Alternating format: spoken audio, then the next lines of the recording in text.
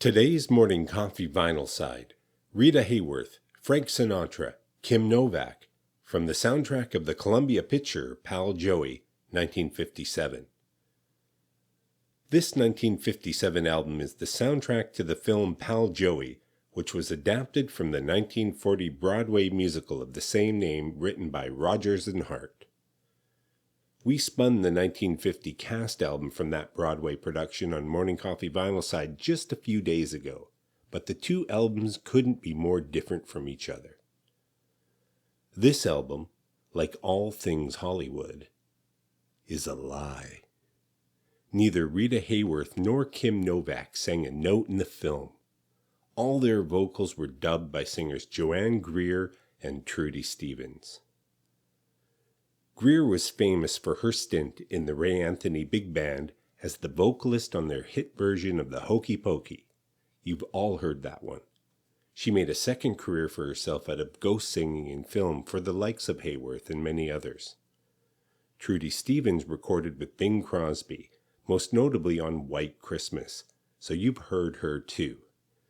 She was brought in as her voice was close enough in timbre to Novak's that it would pass. Of course, neither woman received a credit on the album or the film.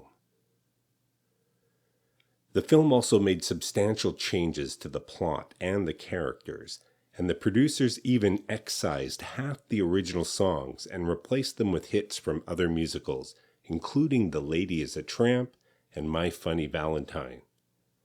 Sinatra needed something he could sing, and being fair, most of the songs from the original musical were dogs.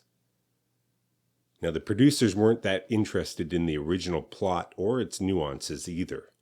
They wanted strippers, a lovable rogue in the form of Old Blue Eyes, and a happy ending. No, not that kind of happy ending. A Hollywood happy ending, with Frank walking off into the sunset with the girl of his dreams, redeemed through love. Now, the score, adapted and arranged by longtime Sinatra collaborator Nelson Riddle, is top shelf. It positively swings, just as you'd expect.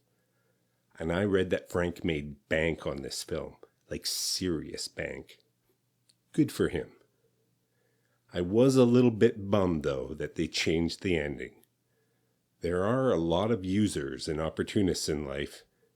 It's not my experience that they ever seek or achieve redemption.